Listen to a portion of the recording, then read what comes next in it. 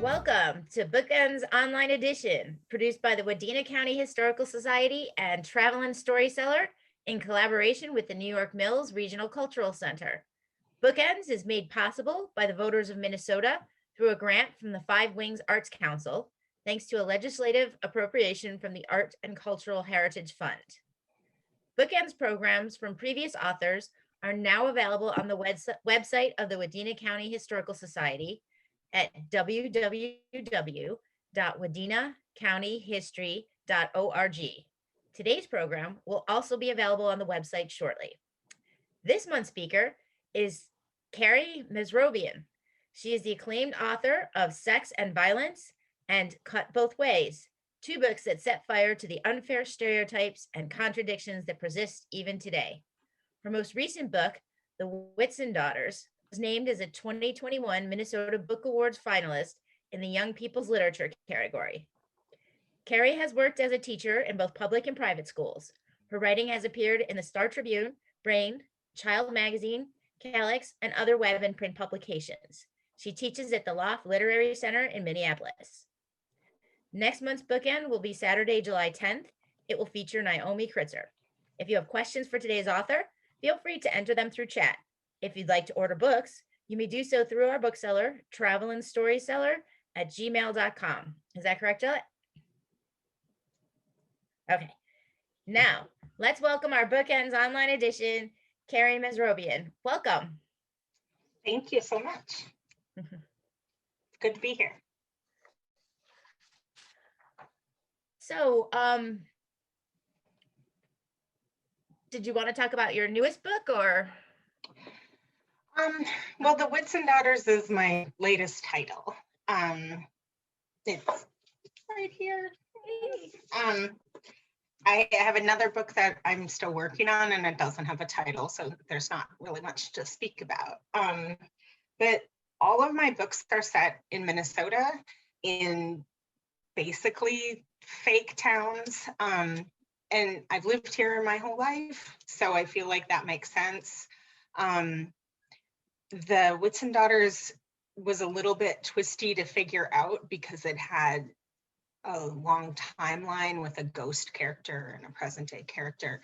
I generally think that it's in southern Minnesota, but I'm not specific about it in the story.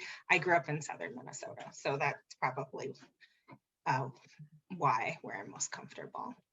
And it's just the story of girls and the history that connects them that they don't realize connects them. The way that they are trying to move through the world and survive, and how an immigrant from 100 years previous still is dealing with things that we still see in present day young women. Kind of wanted to write about how things just keep echoing and rebounding and changing, but in a lot of ways not. So that's kind of the intro, the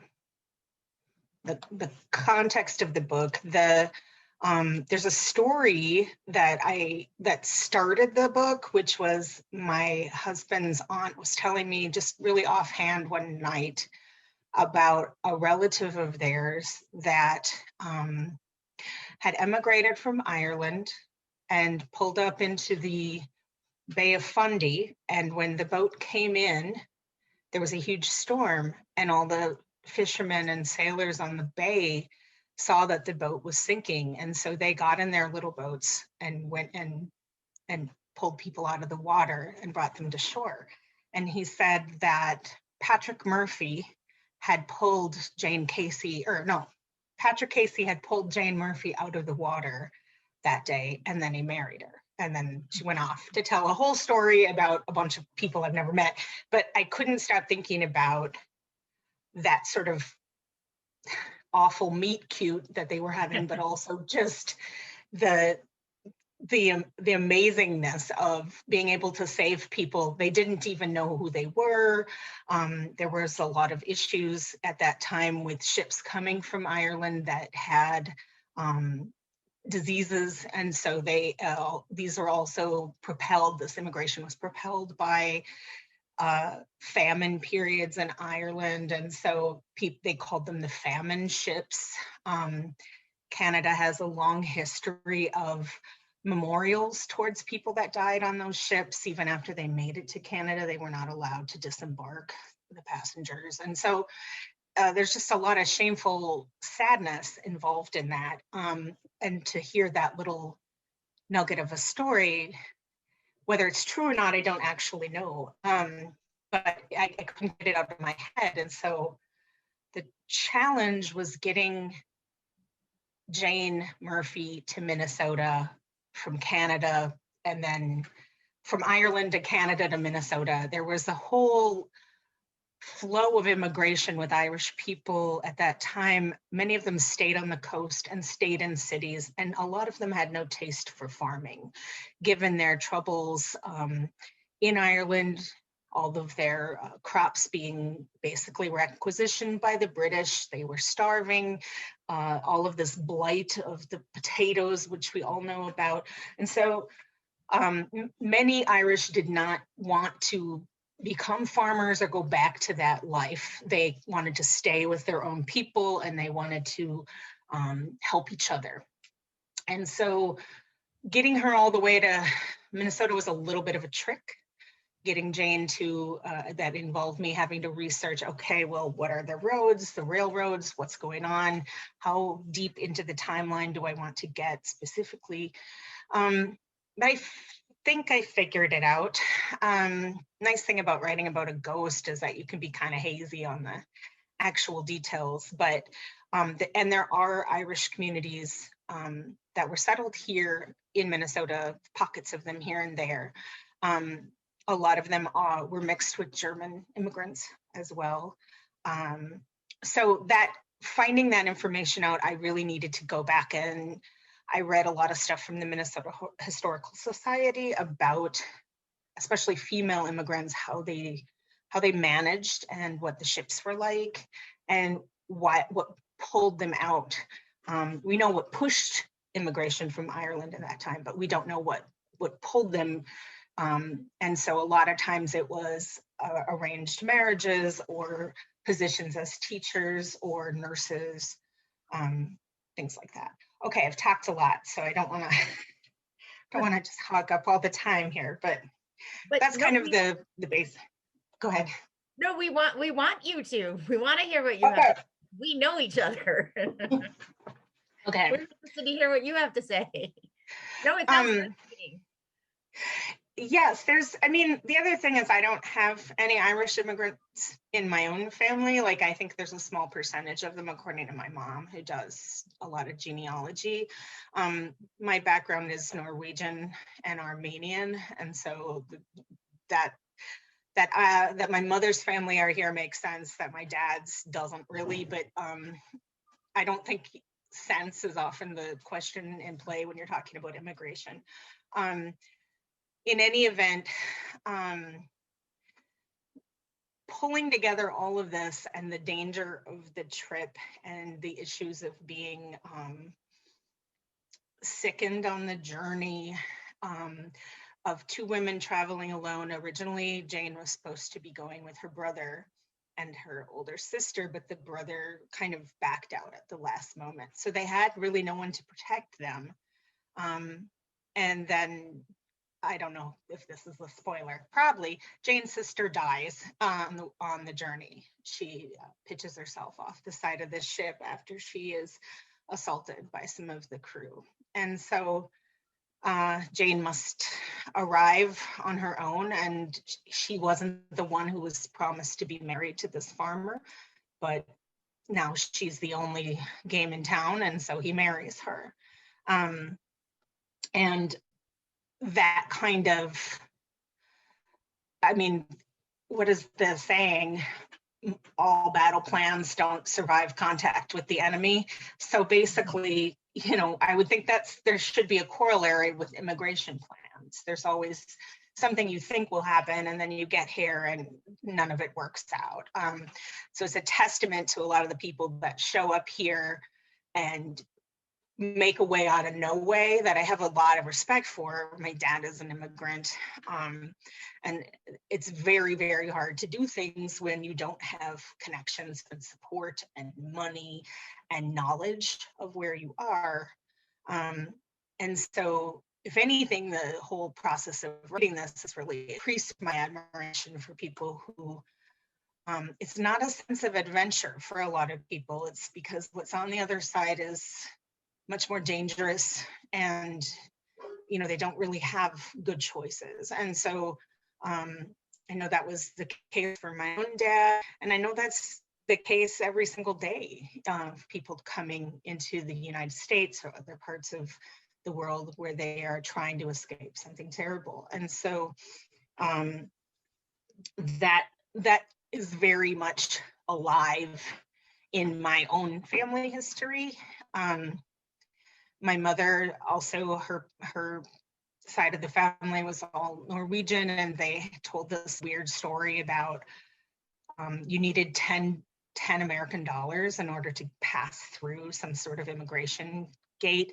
And so when one had the $10, then he would mail it back to Bergen, Norway, and then the next person would come with the same amount of money. So like just the craftiness of that, I find super admirable and beautiful. And also I can see that there's so much trauma in losing your home and then coming to a new place and then trying to make something when you don't have a lot of help.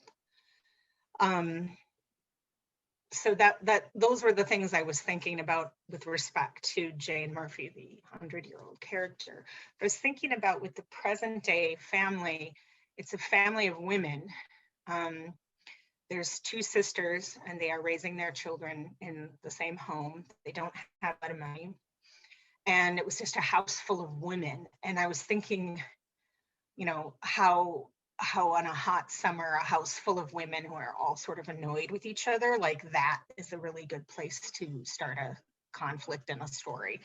One of my friends said it reminded her of The House of Bernarda Alba, which is a play by Federico Garcia Lorca. I've never read that play, but it ended up reading it. And that's a brutal play about these sisters who are all in love with the same man and one of them needs to marry him because they don't have any income and there's no other men in their family to protect them. And it's this sort of cutthroat, horrible story, and it's hot. And so kind of like to bring in a constraint in a story where you have something sort of oppressive that you can't fight, like hunger or heat or any other time constraint that everyone's kind of battling with, I think is good. It was also important to me that the present day story of Daisy, the young girl, that it would just be in one summer. I find that summer is a sort of magical construct, and I don't know if it's just related to the circadian rhythms and seasons inside of our bodies, but definitely there's something about summer that happens when you are in your adolescent years. It's a different universe. You are suddenly free of the constraints of school and the normal friends that you are with and the structure you have. And I always found it a time where I would make new friends, or I would go to camp, or I would hang out with people I didn't expect to hang out with. And the time just seemed to stretch. And then soon it would be time to go back to school. And everyone was different. You were different. You felt kind of a resentment for having to come back from this time where you were doing whatever, detasseling corn, bean walking, working at the drive-through, whatever it was. And then suddenly you're back. Everyone looks a little different, maybe bigger, older, hairier, whatever. And now there's different stakes. Power has shifted in all of the groups. I think it's a really magical, but also terrifying time for kids in the present day. In the past, obviously, summer when everything grows and you harvest everything in the fall. So the rhythms are a little bit different. Summer, though, in Minnesota is when you have feast days and picnics and quilting bees and things like that. People go out and do stuff together because the weather permits. So there's some of that in the book, but there's something about just encapsulating one story in 3 months appealed to me greatly. There's a point where you could go on and on and on about these fake people, and it's overwhelming. So if you just give them a kind of parameter, I find that helpful. Because there's endless amount of research you could do, especially in the historical parts of things. talking. Yes. Well, that's what I like in our authors. So how many hours would you say research goes into, say, writing one chapter or writing the book? I know some people go down rabbit holes and they're like, well, and then it took me 10 years to research short story. I started this book in 2015. I'd been thinking about it longer than that, but it didn't truly become historical until about 2015 that I decided I needed to do some research. I definitely went down a lot of strange rabbit holes. I'm not a person who really likes the outdoors. I'm like, I'll take my backyard and the park. I'm not going to go outside and like hike, and I don't like the heat. So, but of course I wanted Daisy to be a kid who was outside because her family was driving her nuts and she wanted to just get away from everybody. And this is how she discovers different things about the past as well. So I did a lot of research on things that I didn't end up using. Did a whole bunch on mushroom hunting.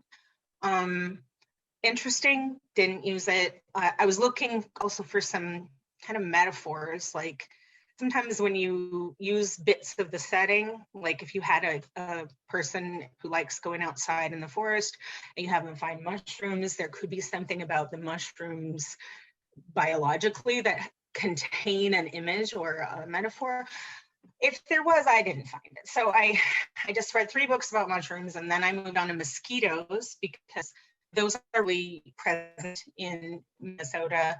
And there's a connection between mosquitoes and malaria and all kinds of Irish history. Cromwell died of malaria from a mosquito bite in Ireland, if you can believe that or not. That didn't go anywhere. I learned a lot about mosquitoes. They're horrible and don't really serve a great purpose except to keep humanity in check as a population control, I guess. But so then that kind of fell to the side. I had another plot that was entirely scrapped. I'll probably cannibalize it later for parts for another project. There was originally going to be 3 stories in this, 3 braided subplots, but that was too much. What I really did focus on, I also had to do, I grew up in southern Minnesota, so I'm familiar with rural life and rural culture, but I don't come from farmers. I grew up amongst farms and farmers, and when I was growing up was a terrible time for farmers, where a lot of them are losing their land, and there was groundswell movements and all sorts of things to try to back up all of our talk about how important farmers are, but then we don't want to actually help them produce the food we need to eat. So anyways, there was a lot I didn't know about farms. There's farms that are dirt and there are farms that are dairy, and generally you don't have a farm like old MacDonald. You grow one thing one year and you rotate it with another thing the other year, or you have animals. And these are 2 different sports, requiring different machinery, different buildings, different workers. Obviously, the modern farm needs fewer people because it's so mechanized, but this is all stuff I only had passing awareness of. I did a lot of research on barn architecture, how they're built and maintained, the little cupola above there with the the airing part of a barn is important because you need airflow in there. Otherwise the wood will rot. And if you've got animals in there, then the manure will hasten the rotting of the whole situation, and it will turn the hay. So it's not good to eat. And there's just a million things. And also we don't need hay lofts anymore the way we used to. So, and keeping a barn intact is a lot of money, a lot of labor. So figuring out how this family, there's a family that has a barn and a hayloft, and it's like a historical treasure or whatever listing. How do they have enough money? How do they afford this? Who helps them? What's the setup of their families to make this possible? Because it doesn't just happen like, oh, we put the barn out on the stage and they're farmers. Like, if the problem with history is that the information is just everywhere, and you need to sort between what you think you know and what's actually happening. And I kept saying, well, I know what a barn is, but no, I had no idea. And there's a reason why, if you drive through Minnesota, which is one of my favorite things, I love just driving through Minnesota and looking at everything. It's such a industrious place. People are always doing stuff and growing stuff and making stuff. You'll sometimes see those old barns that look like you could just kick them over with your foot. And I've always wondered why don't they fix those, or why are those still there? Well, now I know. It's extremely expensive. It's easier to just let it rot. Some people have tried to reclaim them or sell the wood, because some of the wood that those barns were built in no longer exists in the world. It is, the chestnut trees were blighted. They don't exist. They weren't allowed to harvest that kind of heartwood any longer. The trees that all of these things were made out of are long gone and haven't been replaced. So a lot of it, there's just a lot of factors going into one simple building, a barn. And maybe I'm a little neurotic, but I didn't want someone to read this book who came from that background and go, you don't know what you're doing, or you couldn't hit the broadside of a barn with this whole scenario. And so the idea of really going back and reading that basic information was really helpful. It just made me sour on restoring homes and barns forever and ever, because I read lots of accounts of people who had just poured money into these things, and it was not fun. So that's just one glimpse of that. There's also embroidery is a big part of the story. Jane likes to sew, and she likes to embroider and amend and make cool stuff on her linens and things. And the idea, I had to figure out, how would she get supplies at that time there's not a Michael's. Like, she needs to have a needle, she needs to have thread. Is there a way to get those things? How hard would it be to get those things? How far am I thinking this place is from Fort Snelling? How many days in a wagon or by horse? And so I read a lot of historical romance, and those books are fun, but they're also packed with stuff where you're like, I don't think it would be that easy to get that. I don't think you could have a cellar full of champagne in northern Scotland, because that's a lot of money. How did it get there? There's no FedEx. So there's a lot of considerations with our present day eyes that we have to make. Just Jane cherishing the thread and the needle that Patrick brings to her. She doesn't have a million colors. She can't waste it. Part of being an embroiderer is that really high-tech craftsmen, artisan embroiderers are really specific about flipping over their work, and that the back has a pattern in it. It doesn't just look like a whole bunch of zigzags. And part of that is because of the conservation of the material. If you pull the string way across to link it up somewhere else, you're wasting all that thread, and that thread is not something you can easily get unless you have sheep and a spinning wheel and all of those things, and you have the dyes. So there's just so much that goes into our material world that we take for granted. And even if I'm not going to explain how thread is made, I still have to have the people in the story be very aware of what is costly and dear and precious and rare, and that inform how they behave. I'm getting all shy. Why? This is actually kind of fascinating because when I think about it, yeah, there's nothing that will take me out of a story faster than being like, oh, this isn't the right, you don't know what you're talking about. Like whether it's a sense of place, like if you said it in a real place and you're like, Right. wait, here, that's not there, you got it all wrong, or whether you're just like, that didn't exist in that time period. And then it just kind of breaks the spell and the magic of the book because now you're annoyed that Right. And you're not there to sit there and fact check. You're there to enjoy yourself and escape, the hot afternoon that you don't want to be out in. There's a really good book that I really enjoyed that I returned to many times. It's a popular author, Bill Bryson. I'm sure most of you have heard of him.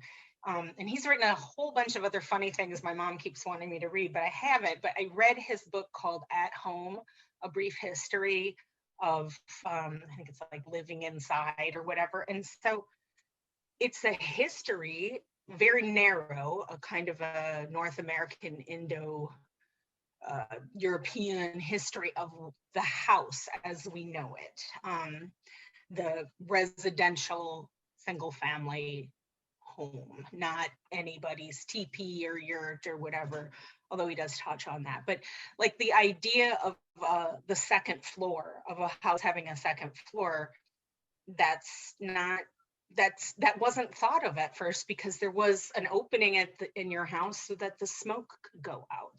And when did chimneys get introduced, and how did the second floor, how did people get there, and how did the ladder to the second floor become a staircase? And did you know there's a formula for putting together a staircase that your insurance company will not ding you on if you're trying to sell your home? And all these things, the water closet, the bathroom, the outhouse. Bryson just goes through all of these parts of the home and talks about how they started and how they became. And it's fascinating because there's no anecdote he won't toss in there. It's just like a compendium of cocktail party trivia. It's just divine and delightful. I really recommend that book, although it got kind of bad reviews from New York Times and such. But I just found it to be maybe nobody wants to read about that in the pandemic when they've been sitting in their house for this long and don't want to cope with it anymore. But I just found it fascinating because these are the parts of our lives, the setting of our lives that we contend with every day and don't really think about. And so yeah, that was another bit that I relied on heavily. Really good. That bibliography was amazing. So when I went through the whole book and then just mined it for other sources, he did a lot of work. So you don't have to. Yeah. Right. I mean, that's deeply nerdy. I understand that about myself, but like anything where they've taken the time to give you all of that information and then annotate it is just, it's just such a gift. So yeah, there's tons of books he uses and sources. It's really I guess if you're going to go back and write historical romance, maybe read that book first, because he lives in Britain and he starts with his own home as sort of the model as he goes through the different rooms. And I mean, that might help inform some people on that score. It was a really helpful primer. Do you find it difficult to break away from the research to start doing your own writing? I know that I would get so carried away by everything I was learning. It's like, oh, right, I have to write my own book now. Right. Well, the other thing, though, that's kind of handy about doing research about history is that you learn you never know what little detail is going to shake you And then with historical fiction, you can take that detail and kind of draw a line to it and then go back into the future, or go into the future with it. So I did that a lot with both of those stories. What I ended up doing, I wrote a few chapters and I kind of outlined what Jane's arc was. I knew how she had to be dead because it was 100 years ago. So I knew her story and it was contained. What was unknown to me was Daisy's story and the story of her sisters. And so I let Jane's kind of just sit in the parking lot and idle. And then I worked through Daisy's story. And then as I made Daisy's story, I would go and look back at the Jane chapters and say, oh, that fits. Because each chapter was supposed to sort of answer to the past. And they alternate. I believe basically my editor and I worked on making sure they alternate. So that was, I don't know how other people do it. The Daisy modern day story was not planned. I didn't figure it out until later. My editor gave me some assignments to sort of meditate on from other characters' points of view and think about what would come out of those drafts. And I don't know really how it gets done. It's such a mess. It's like a soup sandwich. There's nothing straightforward about it for me. It's a mix of reality and fact checking and history. And okay, what does the average reader need to get through the story? And is this boring? And what I am personally fascinated by, which may not fit, e.g. mosquitoes, mushrooms. So there's just a lot of, it's just a mess. I don't think there's a art form that's messier than the contemporary novel. And maybe that's why I like it. Not really a spreadsheet type. So it seems to work out for me. But yeah, so again, like constraints in fiction are so helpful. There's a thing called the clock. I don't know if you've heard of this, but you've seen it in all the novels you've read. The author sets a clock. They'll say something like, the wedding was in 2 weeks and she didn't have a dress. Okay, so now the reader is like, well, is she gonna get a damn dress? And will she get it before 2 weeks pass? Like the clock getting set already gives you as a reader something to feel tension about or anticipate or be excited about. And so you're setting all these clocks constantly. There's a clock in the Whitsun Daughters, which is the pregnancy of Lila. She's pregnant. She doesn't want to have a baby. She might want to have it. Her sisters are like, no, you can't do this. You have no way of doing this. You've had enough trouble in your life with mental health. This is not a good idea. And so the clock is, will they be able to resolve that in time? Because the baby is coming, whether they like it or not. And that's one example of that. I think in the history of Jane's, you know, there was a barn that got finished, so they had a party that set the clock. Then she becomes pregnant herself, that sets the clock. And then when are they going to notice her husband and sister-in-law that she's pregnant? There's a lot of different ways of putting constraints into the books that don't just make it engaging for the reader, but also give the writer a sense of, okay, you can't blabber on and on about what the upholstery of the couch looks like. You need to move to the point of the story. And so plot is not my strong suit. So I'm always trying to set a clock like that and keep moving towards that inevitability. Do you rely on your editor to help you organize, or do they come in at the end, or do you have readers that help you? I used to have a lot more people that read pages. My editor and I have worked on, 3 books together, and we're pretty, there's not a relationship I have like it with him. it's not like being married. It's not like being a parent. It's not like being friends. I don't know how to describe it, but like at this point, I can kick him a bunch of chapters and say, I don't know what to do with this anymore. You tell me what you think. And then he'll mull it over, and then he'll come back. And usually we go have lunch and he'll feed me something and go, okay, what about this and this and this? And then he always says he wants to have a conversation with his authors that he will probably lose the debate in, but he'll lose it for a good purpose, that the author will come to the better explanation and the better sequencing of events or whatever. And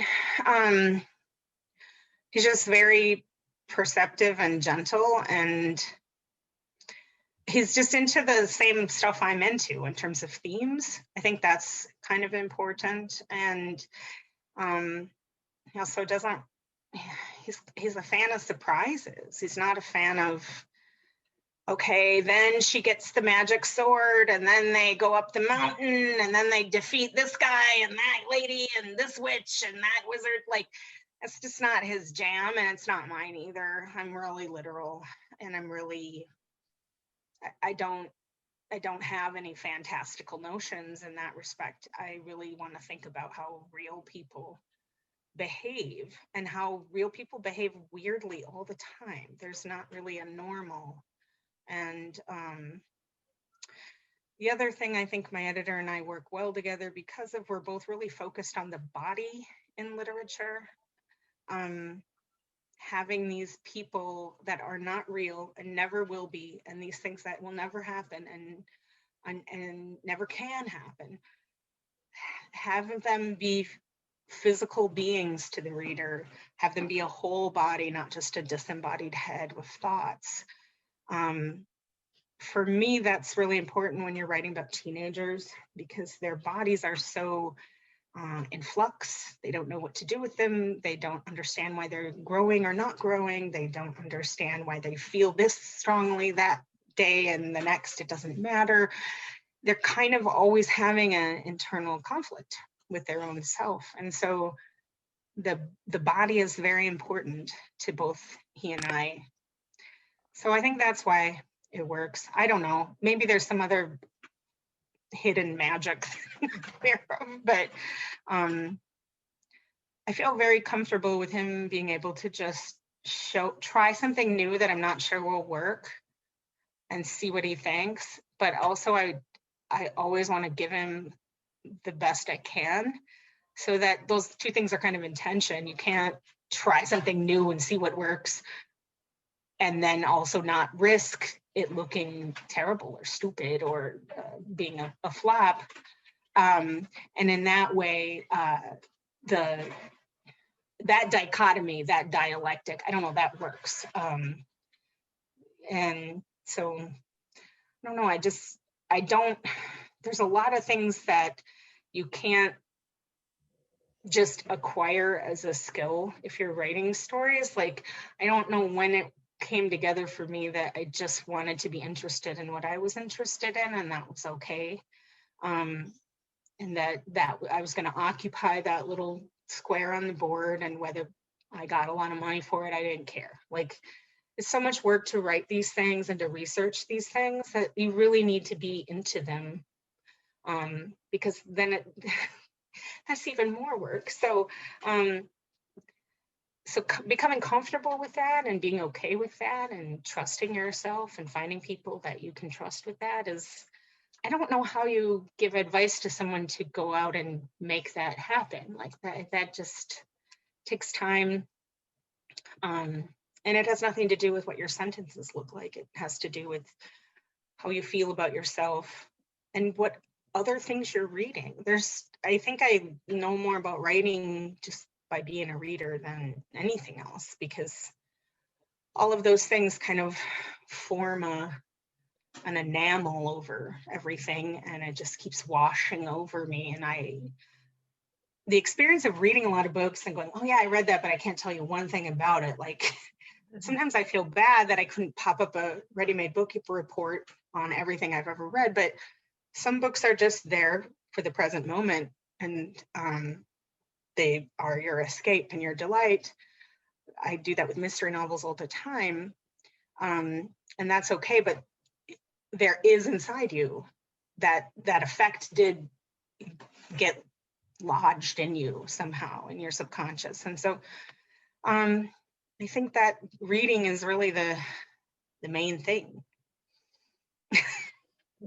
Not surprisingly, but Well, actually, I think what you were saying about how, having to really like what you're writing and that interests you, I think books like that turn out to be a lot more interesting because instead of trying to write like I know when Twilight came out, everybody was writing Twilight book type things. And right. there was a point, and I worked, at a bookstore where it was just like, can somebody find a young adult novel that doesn't involve vampires and romance and stuff? Well, and So then, everybody tries yeah, to make money, but their books starts to stink kind of because they're just derivatives of somebody else's thing rather than a really good book that somebody just was passionate about. And then when you find something that's different and it's so good, you're like, okay, this is the book you should read. what publishing sometimes does, and a lot of times, like the vampire thing was circulating amongst all these independent authors, and then they all washed up on the shore of publishing, and whoever got their first one, which is fine. Twilight isn't really about vampires to me. It's really about longing and wanting to feel seen. And whether the author successfully executes that doesn't really matter. Like the vampire lore in that book is not great, but it's got some interesting points. But the thing I think which sucked everybody into that book was that it was so bold about the longing this girl felt and the loneliness and the desire to be seen and special and beloved. Like everybody feels that. We have to remember that what's popular is what they print the most of. It doesn't have anything to do with quality. You can't have a bestseller if you only print 1,000 copies. So if you print 100,000 copies and put them in every Walmart and hot dog stand across America, wow, they all sold. It's a bestseller. Like people will eat what you put in front of them, right? So sometimes when those books come out and it's baffling, and you have to remember publishing is a business like any other, and they need to pay their folks, and they struggle to pay their folks to live in New York City, the most expensive city in the nation. And there's a lot of things that they're trying to do to keep the ship afloat, and not all of it's in service of great literature. I don't think a lot of people understand how many people write books and no one ever hears about them, and they don't make a lot of money from them, and that they all have other day jobs, and that this is just sort of a side hobby. But it's not really a side hobby when you're reading books about mushrooms and mosquitoes and immigrants and day laborers and barns. And I mean, it's a very weird little thing. I'm sure there are analogs to it in other creative pursuits, but definitely the writing towards what you think other people will like, it's just going to upset you in the long run. And you're probably too late for whatever trend that no one can predict anyway is, because unless you know what everyone else is sending into the publisher at the exact minute you are, there's no telling. By the time the vampire stuff surfaced, all of those books had been acquired. It was just a race to get them out to coast on the coattails of Twilight. So there's no sense in it. It's really, when I teach fiction and talk to writers who are writing books, I say, you just got to feel good about what you're doing. You have a finite life, and if you want to feel good in that space when you're making something and your time stops and you're following your nose and enjoying the things that interest you, nobody can take that from you. They may not pay you or publish you or whatever, but at least as a single human, you have, you can say you spent your time in a way that made you feel good. And I think that's really the only way to do it, because that's the only way you can win in the end. You can't really win if you try to please everybody else and hope that luck will kiss you, because it is a matter of luck and timing, and you can't affect either of those things. So, wow, I don't want to sound grim, but No, it's true. We were wondering if you would be willing to read us a little bit from your book. sure. I found this part that I liked. It was sort of historical, so I thought that would be okay. Does that sound good, or do I want to talk about the bodies? There's a lot of sex in this book, believe it or not, which I'm not going to read out loud. And there is an audio version. One of the performers of that book is Irish, so she does Jane's side. I've never listened to it, so I don't know what it sounds like. But anyways, okay, so this is midway in the book. It is after Jane Murphy has married Mr. Gainey, the man intended for her dead sister, and she's living on their farm. And so she's just meditating a little bit on Patrick Casey, the man who pulled her out of the water, and what she knows about him. Patrick is the dim switch has been put on him as a character in this book. I'm working on turning it up for the next book. He'll be the ghost in the next book. I don't know what that's called or when it'll come out, but whatever. You might as well use the characters you already made. It's just thrifty, you know. Okay. What I knew of Patrick Casey was only what I acquired as a living girl. The first fact of him. He had been just as lonely as I was. That first night I came upon him, I could see how his body yearned and bent for company. He was too proud a man to say so. And for all his posing, he was not much more of a man than I was a woman. He was 19 years when he pulled me from the water, though his 19 years have been filled with more eerie village stories, with more than eerie village stories and pretty sewing. From Patrick, I learned not only how much I had lost, but how little I had acquired of this world. I learned that it hadn't been just death or peril at sea or leaving home that gutted me, that sent me toward the edges of Gainey Farm, seeking more than blooms and berries.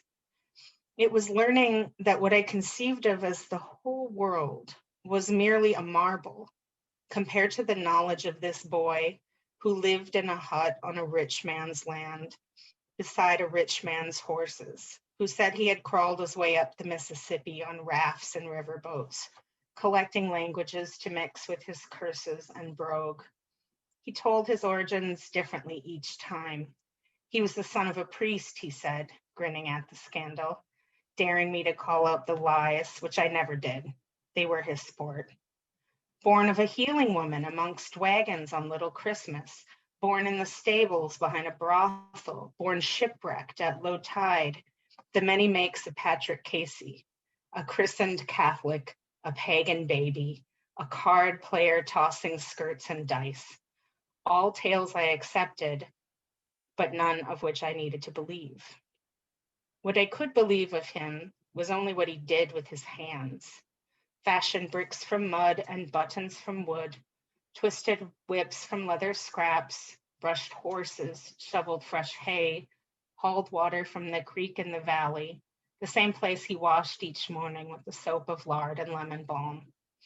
He'd never had a home before he built the one he lived in, all for himself. A low man, the people of my village might have said, a wily chancer, not a lad for my father's girls, come to court with flowers after mass, hat in hand. My mother's people would not have greeted his lot in the lane, despite the madness that twined through their line like serpents. But Patrick did not know what I had been. He knew my grief from the sad report I offered in the Finn's boat. I am Jane, I am the only one. Apart from these facts, naught mattered. He did not care that my talents were few beyond fine stitches, creasing shirts, or setting a table. He did not care that I was another man's. Like all young men, he did not preoccupy himself with consequence. The only legacy he minded was his own. This place wasn't like the village back at home, he said. This place is one where a man may come and go. Once you have what you need, you don't ask, you don't tell the priest, you stand up and leave. In America, a man can be done with forgiveness. Thank you. That sounds really good. So, if anybody, I have some questions over here that I can ask while we're waiting to see if anybody else has any other questions they want to send us. But one of the things we like to ask our authors is, what led you to become a writer? Like what was your journey? Because it says, teaching and everything. I've always been a writer since I was a little kid, but I always wrote poems. I wrote poems in college. I thought that was easier. There's fewer words. That's not actually true. It's harder to be a poet, but it's good practice. Good for if you want to be a copywriter, you got to be condensed. And then my kid was about 7, and I was thinking, do I want to have another kid, or do I want to go to grad school? Because I've always been really into school, obviously, because I like reading and whatnot. So I went to grad school because I had never formally learned how to write fiction. I didn't have an English degree. I didn't want to read Shakespeare, so I just didn't bother with that. And I felt like I needed to remedy some of that. And so went to grad school. My thesis became my first book, Sex and Violence.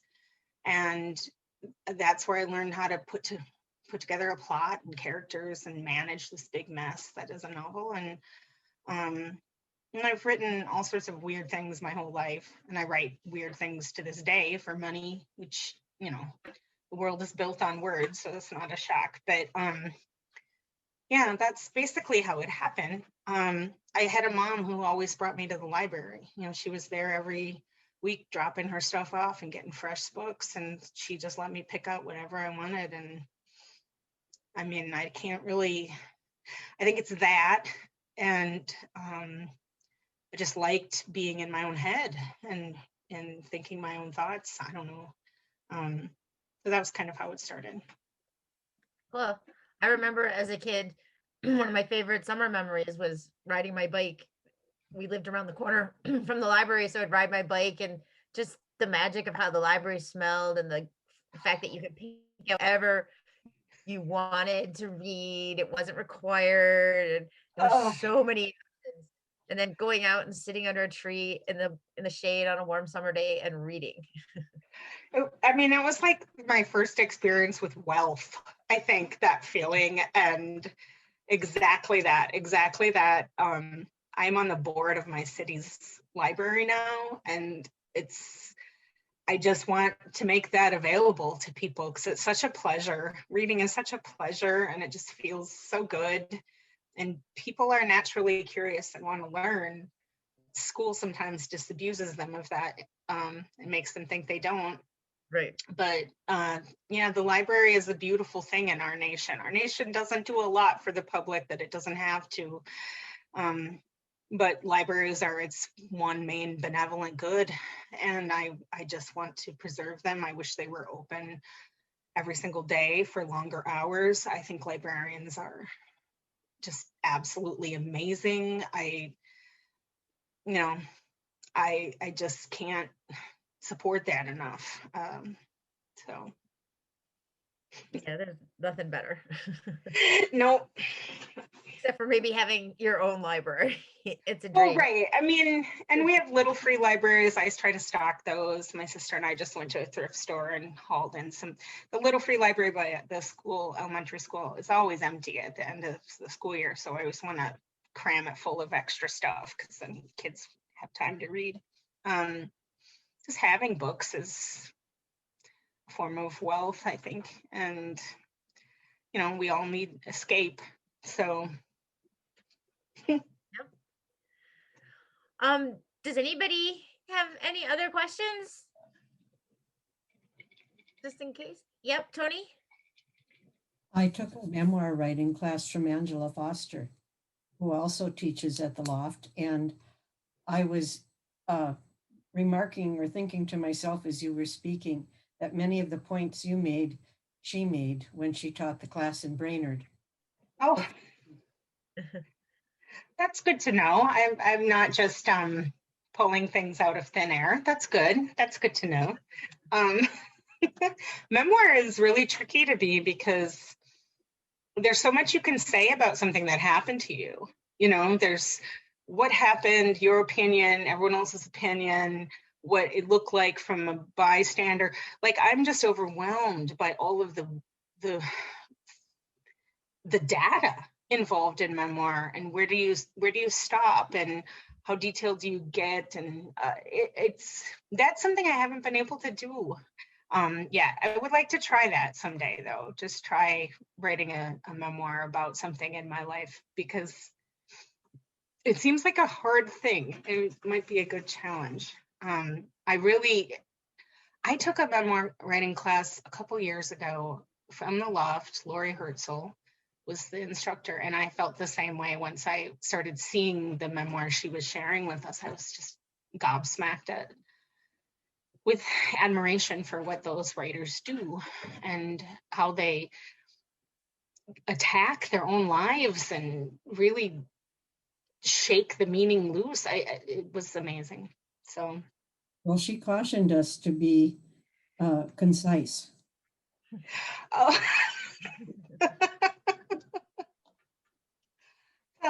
Yeah. Yeah.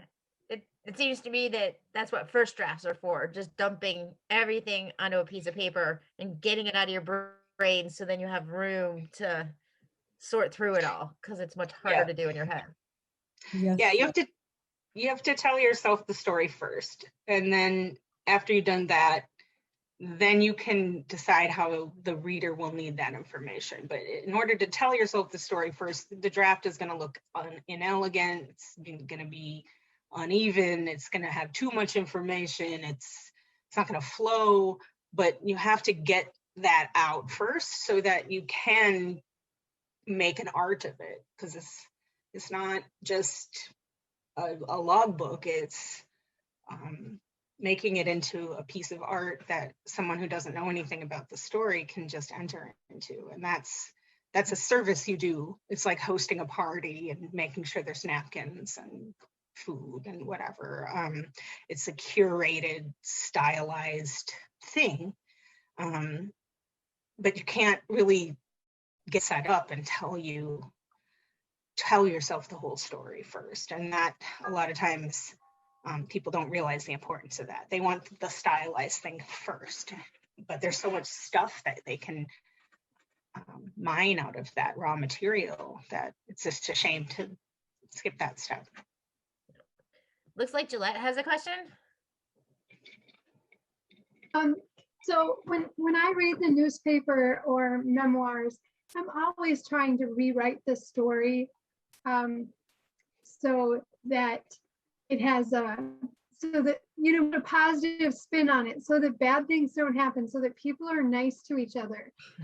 So how do you, if one of the central arcs of a story is, you know, overcoming some kind of stress or going through, you know, solving a problem or a bad situation, how do you make something bad happen to people that are really that you love and that you are close to and that your favorite people, and you just don't want anything bad to happen to them, but something bad has to for the story, for the clock, Right, for the clock of the story. Charles Baxter, who's a Minnesota author, very acclaimed Minnesota author, I think he referred to that notion as an author trying to overparent their characters because they love them so much. And of course they love them because they're the only ones who know them, you know. It's a very intimate thing to share your imagination with another person. And so that, I remember when I first met my editor, we were having lunch and he was talking to me about a character, I just had to stop him and say, Andrew, these people aren't real. You realize that? Like I had never shared that with someone else, and it was so odd.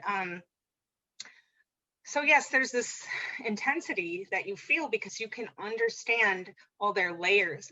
You can understand them in a way you don't understand actual real people, because real people always have hidden layers or stories that they don't show you or tell you, sides that you don't see, secrets that they keep. So fictional characters are weird because you know everything. And of course you don't want to hurt those people. I always do this though. I do the same thing, which is I will be coming along and I'm writing, and then I start to realize that I just want them to like go through life and go to the grocery store and have fun and have coffee and then go to bed and sleep soundly and have enough to eat. And then I realize, oh, you have to do the hard thing now. You need to take away some of this joy. You need to not have them have so many conversations where they reach mutual understanding. These are not people that, this is not what you wish for anybody you know in real life. Like you want all the people in real life to have clarity and conclusions in their life and comfort and joy. So it's really kind of a difficult thing to pull that away from them, and when you're the only person who could give that to them, these people that don't exist. So it's it's very hard for me. I have had to back out of long driveways where I took my characters down a beautiful stress-free road, and I don't know how to stop doing that. I think you start to realize that you are, and then you've got to say, okay, fun's over. I definitely believe in going down roads until you feel like things aren't working and just reverting. There's no way to prevent that, and none of it's wasted. It tells you what you don't want to do, or it tells you, your hopes and your goodwill towards these people. But it, all of that is giving you information that will get you to the end of the book. So that's not really a solution. I just think it's a huge part of the process. So if you have that feeling, I share it as well. I don't think there's any way to become just cruel and stop caring. I don't think that will help. So don't try to be better with my characters than I am with my teenage children. Treat them like my teenage children. Right. Or that's the other thing. Like I say, I have some of the teenagers in my books do things that I think are terrible. They're terrible ideas. The parents do terrible things. The kids make really bad, stupid choices. Do I want any of that to happen to my son? No. Do I want it to happen to any of my teenage students? Any kids anywhere? No.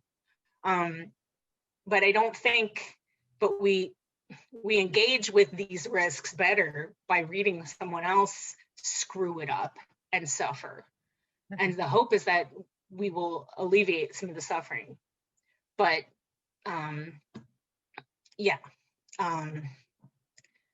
people making bad choices is the business of storytelling, and it's a way to keep us safe.